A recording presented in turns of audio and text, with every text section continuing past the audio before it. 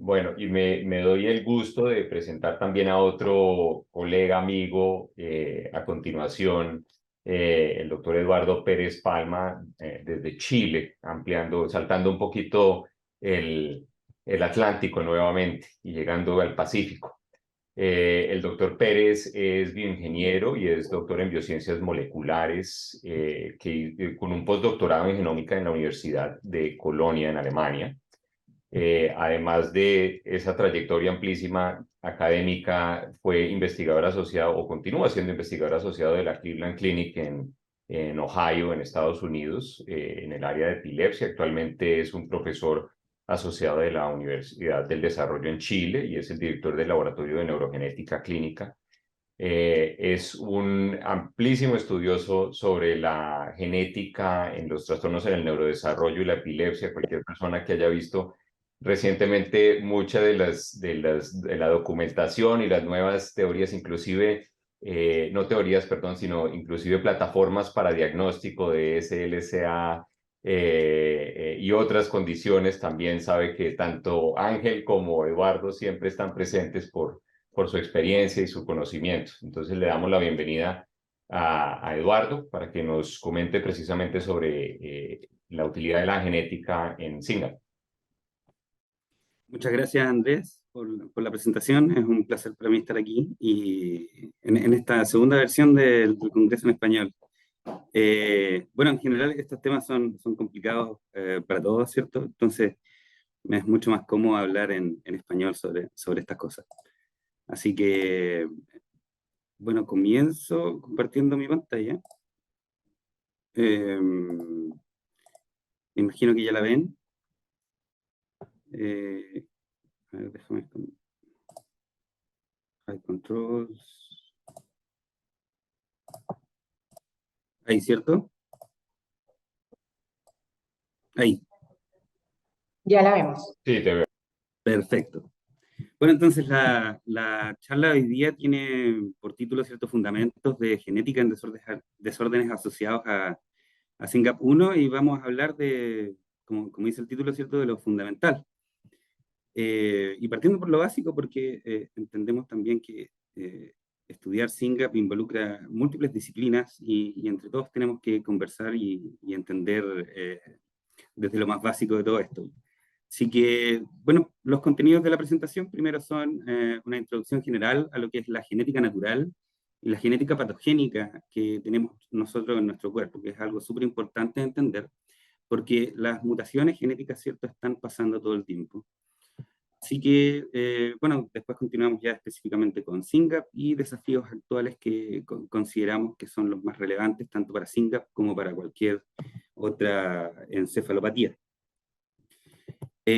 Primero partimos, ¿cierto?, con el genoma humano, ¿cierto? Que para entenderlo a grandes rasgos, ¿cierto?, hay que imaginárselo como un gran, inmenso manual de instrucciones que nos permite construir todo nuestro cuerpo. Si quisiéramos imprimirlo, ¿cierto?, tendríamos alrededor de 750.000 páginas de manual para construir cada una de nuestras células. Este manual lo podemos meter en un USB stick y tiene alrededor de 3.000 millones de caracteres, solamente 4 caracteres: adenina, citosina, timina y guanina. Este manual está en cada una de nuestras células y por lo tanto tenemos que copiarlo muchas veces. Y en este proceso de copia se cometen errores. Y los errores pueden ser de los más variados que ustedes se puedan imaginar. Desde el cambio de una letra en adelante, la pérdida de una letra, repeticiones pequeñas, hasta páginas completas perdidas, repetidas, invertidas, intercaladas. Cualquier cosa que ustedes se puedan imaginar que puede pasar copiando un libro, va a pasar en el genoma y en cualquier lugar. ¿Cómo está estructurado este manual, cierto? Como les dije, está presente en cada una de nuestras células, contiene más o menos mayoritariamente la misma información. Y tenemos, cierto, dentro del núcleo todo este manual distribuido en nuestros cromosomas, que si lográramos estirarlo, cierto, nos encontraríamos con una hebra de ADN que en su esencia, cierto, va a estar compuesta por esta doble cadena de nucleótidos, que vienen siendo estas 4 letras que les mencionaba, TGCA. Dentro de este manual se contiene, bueno, la totalidad del manual lo entendemos como el genoma humano. Cuando hablamos de genoma humano, hablamos de este manual completo. ¿Y qué es lo que contiene, cierto? Es información. Y la información para construir 20.000 genes alrededor. Y nosotros, ¿cierto? Nuestra célula extrae la información para construir estas proteínas a través de transcritos, en un proceso que se denomina transcripción. Este es el mensaje. Y el transcrito contiene la información para construir proteínas. En un proceso que se denomina traducción. Nosotros traducimos el mensaje, ¿cierto?, para construir proteínas. Aquí tenemos una cadena de nucleótidos, como les mencionaba, distribuidos en codones. Cada 3 letras nosotros tenemos un codón que nos dice qué aminoácido tenemos que construir en esta cadena de proteínas. Las proteínas son las que ejercen la función, ¿cierto? A mí me gusta entenderlas como los ladrillos y los martillos de nuestras células, porque ejercen tanto funciones estructurales, ¿cierto? Construyen cosas, pero también ejercen funciones enzimáticas, ¿cierto? Y producen reacciones químicas, están realizando también la misma construcción de estos muros, ¿cierto?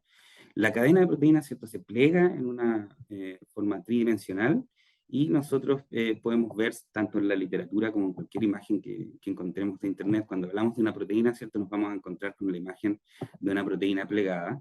Pero no hay que olvidarse que esta proteína plegada es en realidad una cadena de aminoácidos continua, ¿cierto?, que viene siendo construida por la información que tenemos en nuestro genoma. ¿Cómo se ve la proteína construida por el gen SYNGAP? Se ve de esta manera. Aquí nosotros estamos recorriendo la secuencia del gen, o sea, de la proteína, y vemos cómo esta proteína se pliega, ¿cierto?, construyendo su estructura tridimensional que ejerce finalmente la función. Esta es una de las 20.000 proteínas que podemos construir en nuestras células, y les muestro en el fondo el protagonista de esta historia, la proteína de SYNGAP1. Entonces, ¿cómo se manifiestan estos errores o variantes genéticas, como les comentaba? En SYNGAP, y me voy a concentrar en las variantes que vemos en SYNGAP, ¿cierto?, las variantes que causan enfermedad, nos vamos a encontrar mayoritariamente con 2 tipos. El primero es la variante de cambio de sentido, o missense por su denominación en inglés, ¿cierto?, en donde si nosotros nos enfocamos en el gen SYNGAP, localizado en el cromosoma 6, en el cromosoma 6, si nosotros contamos del primer nucleótido hasta esta posición, nos vamos a encontrar con una adenina, una timina, ¿cierto?, que viene siendo esta T de acá. Cuando cambia esta T por una A, nosotros colocamos, ¿cierto?, cromosoma 6, posición física, lo que debía haber, lo que nos encontramos. Entonces esto viene siendo una T por una A.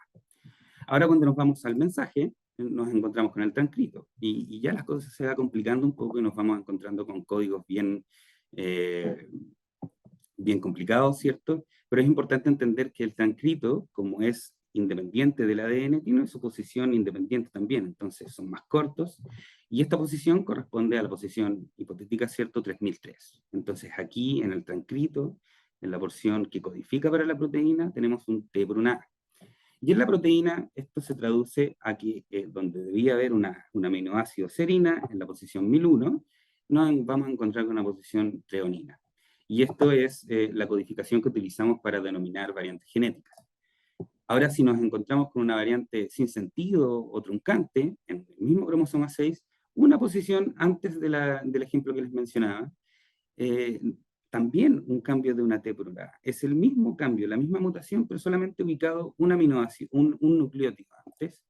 Nos vamos a encontrar con que el cambio va a ser diferente. Tenemos en otra posición el mismo cambio, T por A, y nos vamos a encontrar con que esta vez el codón en la posición 1000 nos produce un término anticipado. Y esto es lo que nosotros entendemos por proteína trunca, que se codifica de esta manera. Aquí debería haber una tirosina, y nos encontramos con un codón de término que a veces es expresado con una X, otras veces es expresado con un asterisco. ¿Cómo sabemos qué va a pasar con los cambios, cierto? Nosotros tenemos el código genético. Cada 3 letras nosotros tenemos las instrucciones exactas para construir todos los aminoácidos que necesitamos para cualquier proteína. Esto lo sabemos hace mucho tiempo, y por lo tanto cuando vemos una variante en una posición particular, nosotros podemos traducir el cambio y la mutación. Ahora, ¿por qué los aburro con todo esto, cierto? Más de algunos de ustedes, y yo creo que todos nos hemos enfrentado acá a los test genéticos, ¿cierto?, y sus resultados.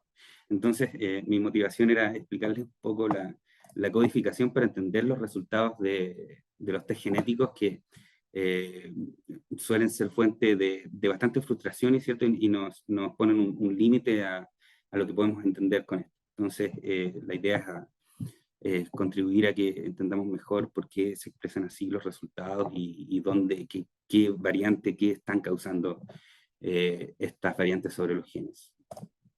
Así que bueno, volvemos a la variación genética en el genoma humano, ya sabemos cómo la visualizamos, cómo la expresamos, ¿cierto? Y cómo nos gusta leer las variaciones genéticas.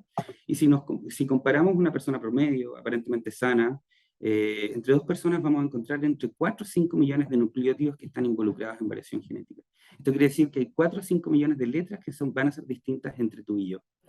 Dentro de estos eventos nos vamos a encontrar con 150 a 200 eventos de proteína truncante que terminan la producción de una proteína y que ocurren naturalmente en nuestro cuerpo. Y también nos vamos a encontrar con 10.000 a 12.000 eventos de cambio de aminoácidos, las variantes de cambio de sentido, como les comentaba, las variantes missense.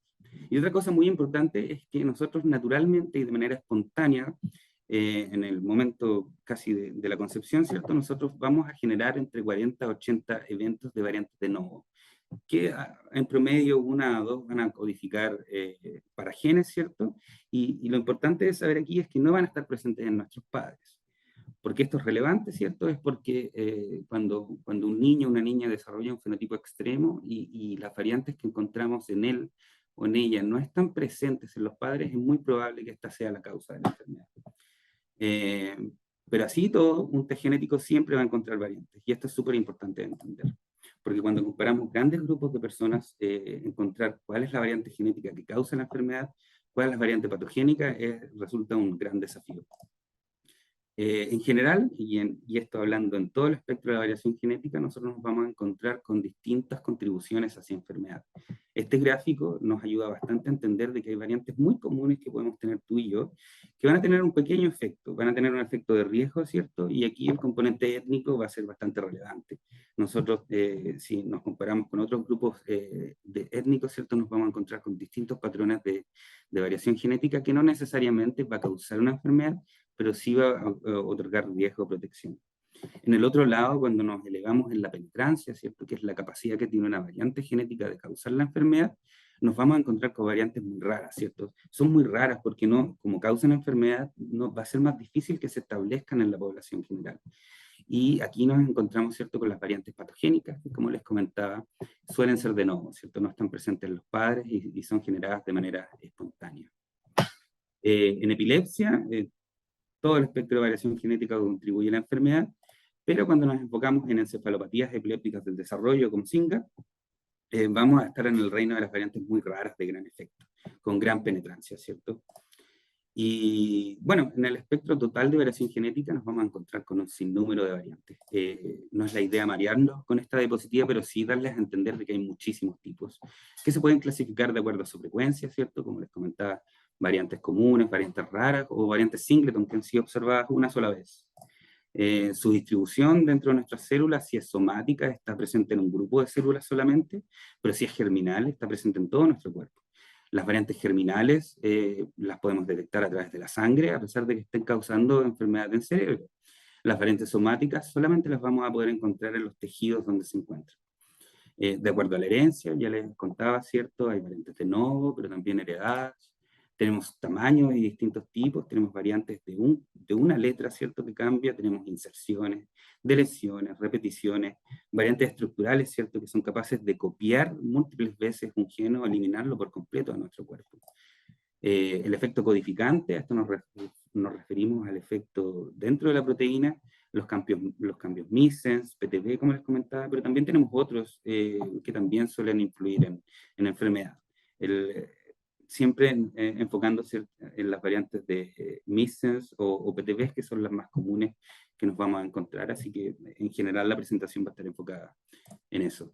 Tenemos efecto funcional, ganancia de función o pérdida de función. Para los que estén más cercanos a la literatura, esto tiene amplias implicancias farmacológicas, ya que hay ciertos fármacos que sirven para variantes que causan ganancia de función, otros para pérdida de función. Y por supuesto la significancia clínica, si la variante es patogénica, ¿cierto?, está causando la enfermedad, pero también tenemos otras clasificaciones, probablemente patogénicas, no estamos tan seguros, de significado incierto, en realidad no podemos concluir nada, y variantes benignas o benignas por completo, que estamos seguros de que no tienen nada que ver con la enfermedad en estudio. Si quisiéramos resumir estos múltiples tipos de variantes genéticas, nos vamos a encontrar, ¿cierto?, con las variantes cambio de sentido y las sin sentido, y también agrupando las variantes de pérdida o duplicación, que son estructurales, ¿cierto?, capaces de borrar copias de un gen o también multiplicarlo. Las variantes missense, como cambia un aminoácido, no sabemos muy bien su efecto, entonces puede ser ganancia de función o pérdida de función. Esto es muy difícil de estudiar y en general nosotros nos vamos al laboratorio a examinar los efectos funcionales de estas variantes. Pero cuando tenemos una proteína trunca, ¿cierto?, que elimina una de las copias de los genes que tenemos, recordar que tenemos 2 copias de nuestros genes para casi todos los genes que tenemos, ¿cierto?, valga la redundancia, una copia del papá, otra copia de nuestra mamá. Y cuando nos perdemos una de las copias, ¿cierto?, nos encontramos con una haploinsuficiencia. Esto puede ser por variantes truncantes o por variantes estructurales que borran por completo la presencia del gen. Las haploinsuficiencias, por definición, son bastante más fáciles de identificar en comparación a las missense y son muy relevantes en síndromes asociados a SYNGAP.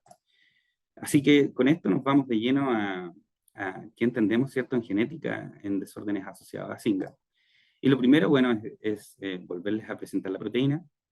Y las proteínas, como les comentaba, no, a pesar de estar codificadas en todo nuestro cuerpo, no necesariamente se expresan en todos los tejidos. Y es por eso que nuestras células pueden ser tan diferentes, porque expresan distintas proteínas. SYNGAP en particular tiene una expresión bastante predominante en el cerebro. Aquí podemos ver unas mediciones, ¿cierto?, en la glándula pituitaria, en el hipocampo, en el cerebelo, y en el cerebro en general es donde esta proteína es más abundante y ejerce su función. Eso es lo primero para entender. Después de que esta proteína interactúa con muchísimas otras proteínas y participa de muchísimos procesos celulares. Estos procesos celulares están predominados, ¿cierto?, por la señalización RAS. Yo creo que no es necesario profundizar en qué hace la señalización RAS en esta presentación en particular, pero sí mencionarles de que está involucrada en procesos tan fundamentales como el aprendizaje y la memoria, y el desarrollo de las neuronas propiamente tal. Las dendritas y las espigas, ¿cierto?, son estos brazos que desarrollan las neuronas para comunicarse con el resto de la red.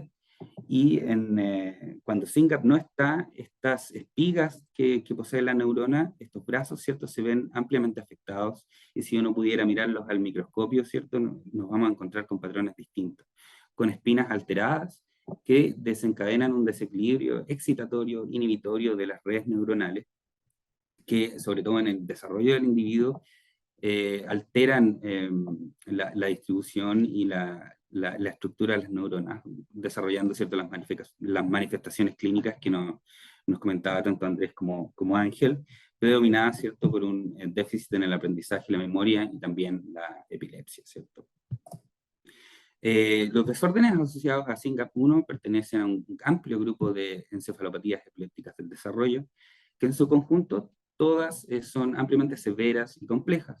A nivel genético son monogénicas. Nosotros le decimos monogénico a algo que es capaz de ser causado tan solo por una variante genética. Esto es muy característico en SYNGAP, y tienen una incidencia global, ¿cierto?, de 1 en cada 6.000 nacimientos vivos. En encefalopatías, SYNGAP pertenece alrededor de un grupo de 100 genes que han sido asociados de causar síndromes similares, ¿cierto?, pero están predominados aquí por epilepsias mioclónicas. La evolución de este cuadro, ¿cierto?, ya desde el 2015 ha ido cambiando. Estas cajas se han ido combinando, distribuyendo, y como nos contaba Ángel, nos cuesta un poco definir, ¿cierto?, a nivel sindrómico los fenotipos que son causados por variantes en este tipo de genes. Pero sí es importante destacar que SYNGAP fue uno de los primeros en ser descubiertos. Y ya en el año 2009, como nos mostraba Andrés, ya habían los primeros reportes de pacientes con variantes en SYNGAP. Esto ha permitido de que se han podido agregar múltiples pacientes, se han podido estudiar bastante sus características, pero aún falta mucho camino por recorrer. En SYNGAP nos vamos a encontrar con distintas variantes. Tenemos variantes singleton, raras, germinales y de novo. Esto va a ser lo más común en desórdenes SYNGAP y también en la mayoría de las encefalopatías. Vamos a tener una predominancia de pérdida de función y haploinsuficiencia. Esto es lo que nos vamos a encontrar con variantes patogénicas y probablemente patogénicas en SYNGAP1. ¿Cómo se distribuyen estas variantes? Aquí yo les muestro esta cadena de aminoácidos, ¿cierto? Estirada, con sus principales dominios, ¿cierto? Las regiones que ejercen función dentro de la proteína. Y nos vamos a encontrar primero con dos cosas, que las variantes truncantes van a estar distribuidas alrededor de todo el gen. ¿Y esto por qué? Porque las variantes truncantes truncan la proteína y no importan mucho dónde, porque en general cuando la proteína está truncada se degrada por la célula y por lo tanto nos quedamos solamente con la copia buena que puede venir del padre o de la madre. En cambio, las variantes missense son puntuales y las podemos ver aquí concentradas en dominios particulares. Los dominios RAS, ¿cierto? Que son los que están ejerciendo la función. Es difícil encontrar variantes patogénicas missense que no estén en dominios en particular. En cambio, las proteínas truncantes pueden estar distribuidas en cualquier parte, lo que hace también más fácil su diagnóstico. Así que resumiendo, ¿cierto? Tenemos dos tipos de variantes muy asociadas a desorden SYNGAP y la insuficiencia también predominando el diagnóstico genético. Pero es importante destacar de que no todas las variantes dentro de SYNGAP causan enfermedad. Y si nosotros examinamos la población general, nos vamos a encontrar con múltiples variantes SYNGAP en individuos aparentemente sanos. Aquí les muestro un conteo, ¿cierto?, de una base de datos que contiene 141.000 individuos sanos. Estos son genomas completos de individuos sanos. Y de acuerdo al tamaño del gen, nosotros podemos estimar cuánto debiera mutar solamente por chance. Y nos encontramos de que cuando examinamos las variantes missense o de cambio de sentido, vamos a observar la mitad de lo esperado. Pero cuando le preguntamos cuántas variantes truncantes nos deberíamos encontrar, esperaríamos 56 en 141.000 individuos. Para ver lo raro que puede resultar esto, no nos encontramos con ninguna. Entonces, variantes PTB en SYNGAP suelen ser muy patogénicas y es fácil identificarlas, pero las variantes missense nos presentan un desafío mayor de interpretación. Entonces, aquí nos vamos a los desafíos actuales que tiene esta área de investigación, ¿cierto? Y lo primero es estimar, ¿cierto?, cuántos casos SYNGAP debiéramos esperar. Y esta es una estimación también basada en el tamaño del gen. O sea, nosotros sabemos qué tamaño tiene y por lo tanto podemos saber cuántas veces debiera mutar a nivel patogénico. Y aquí hay una estimación que yo les agrego por país, ¿cierto? Comparándola con Estados Unidos, 300 millones de personas, deberíamos esperar 242 casos nuevos al año. En Latinoamérica Unida, ¿cierto? Si agregamos estos casos, nosotros deberíamos esperar 515. Es más del doble. Y esto porque en Latinoamérica tenemos natalidades mayores. Así que es un número amplísimamente alto para la cantidad de casos que estamos identificando.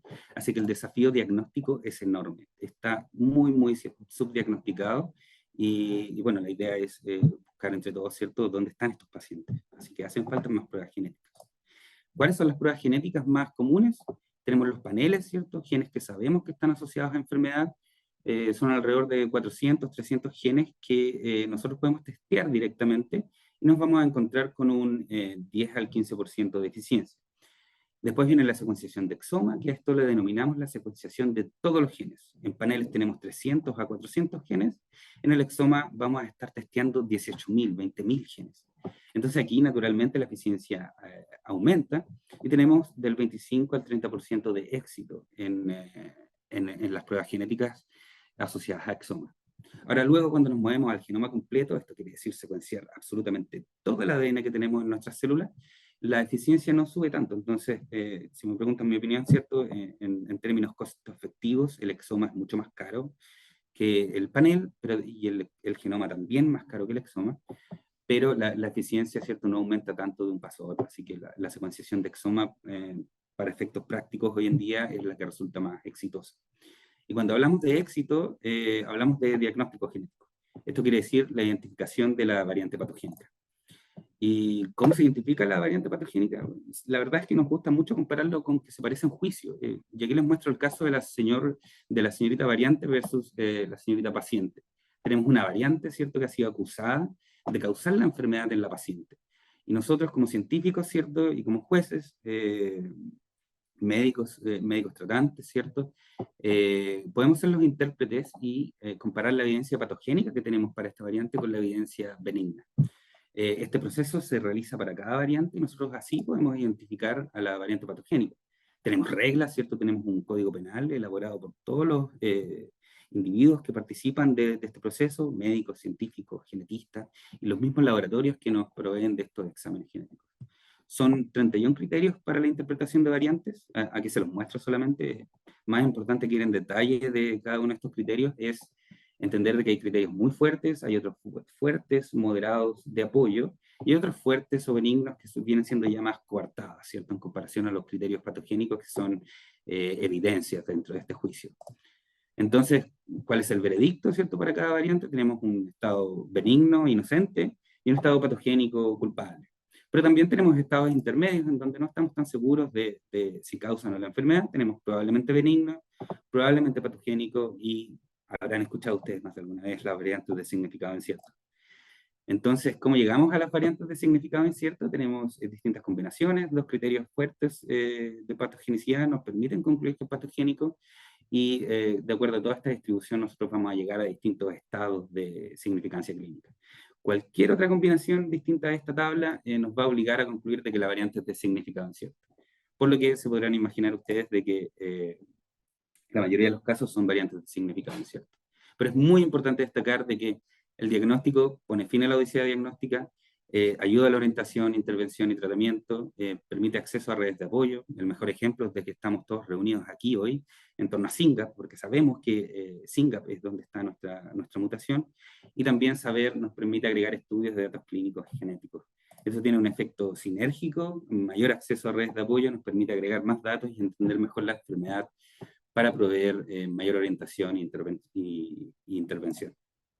Lamentablemente, ¿cierto? Como el desafío es tan grande, les comentaba de que la mayoría de las variantes son de significado incierto.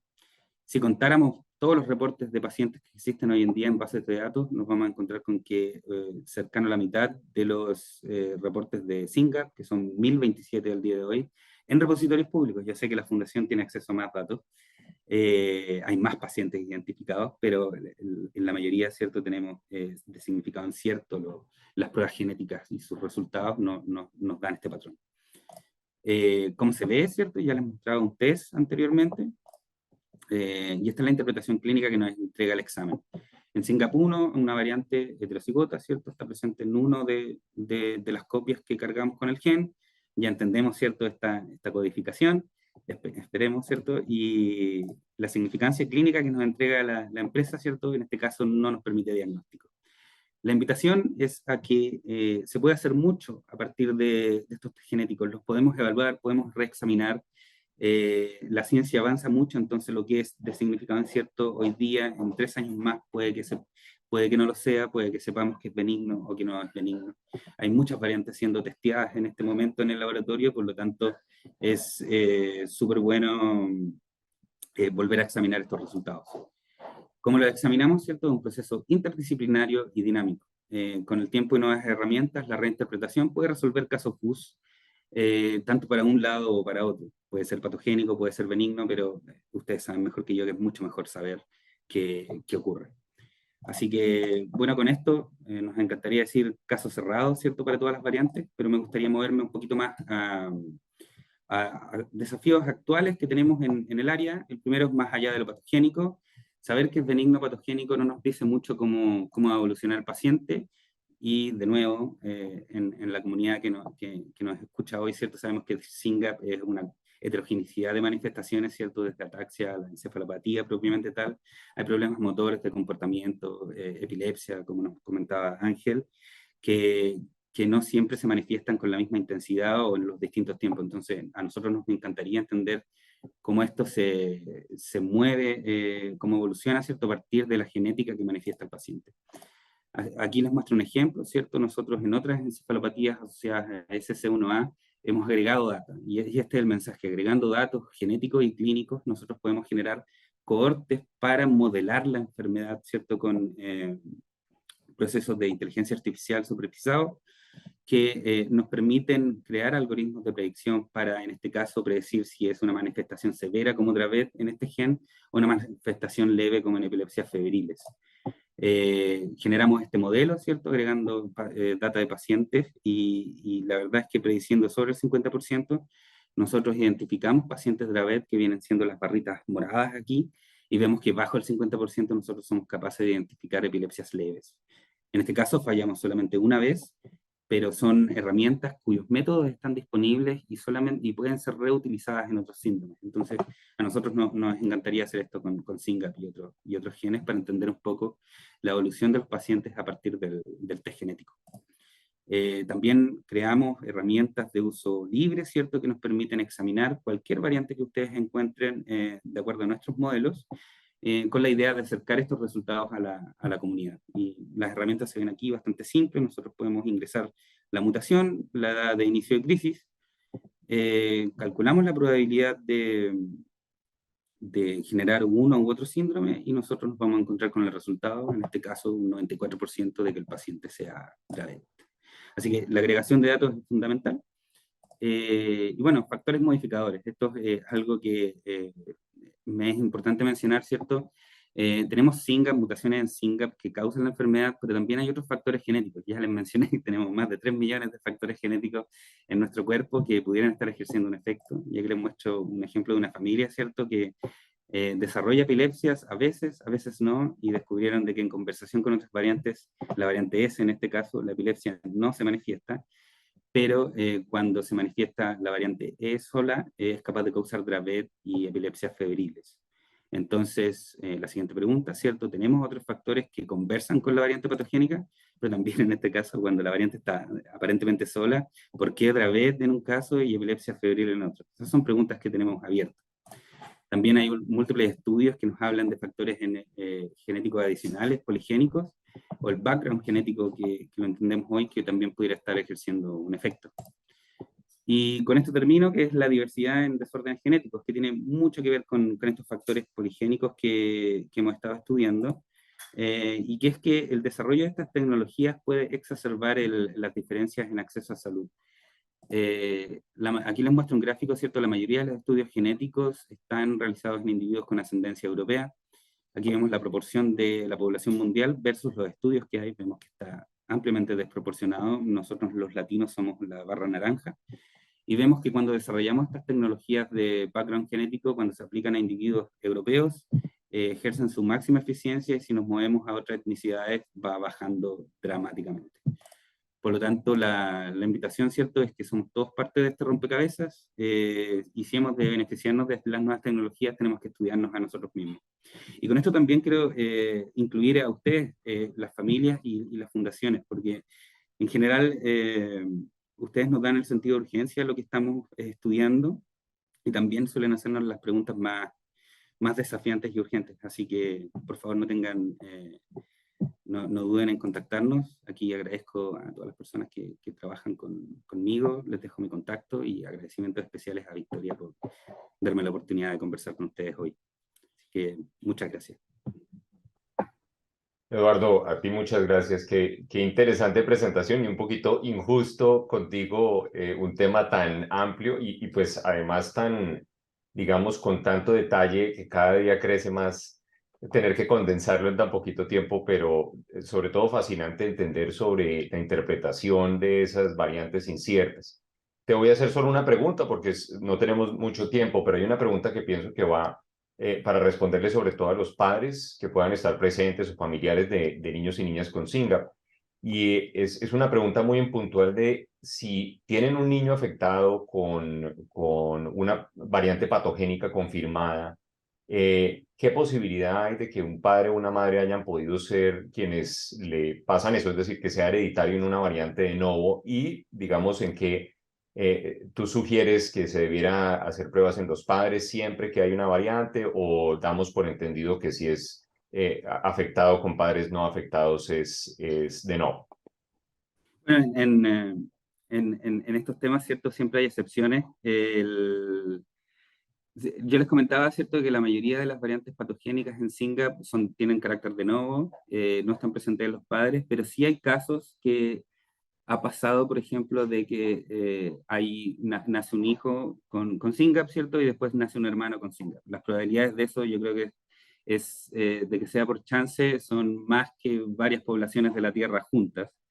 Y por lo tanto, hay algo que está ocurriendo ahí. Entonces, entendemos hoy en día de que existe el mosaicismo gonadal, en donde uno puede tener variantes en porciones del cuerpo que incluyen, ¿cierto?, los gametos, que entonces nosotros no vamos a manifestar la enfermedad en el cerebro, pero sí vamos a cargar con la variante patogénica en otras partes del cuerpo. Y por lo tanto, de ese modo es posible de que nosotros seamos capaces de traspasar la enfermedad, una enfermedad como SYNGAP, sin manifestarla durante toda nuestra vida, porque simplemente no tenemos la variante en el cerebro, pero sí en otras partes. Así que eso sí se ha dado. He escuchado de casos de ese tipo, son Sí, extremadamente raros, sí. pero sí, puede ocurrir.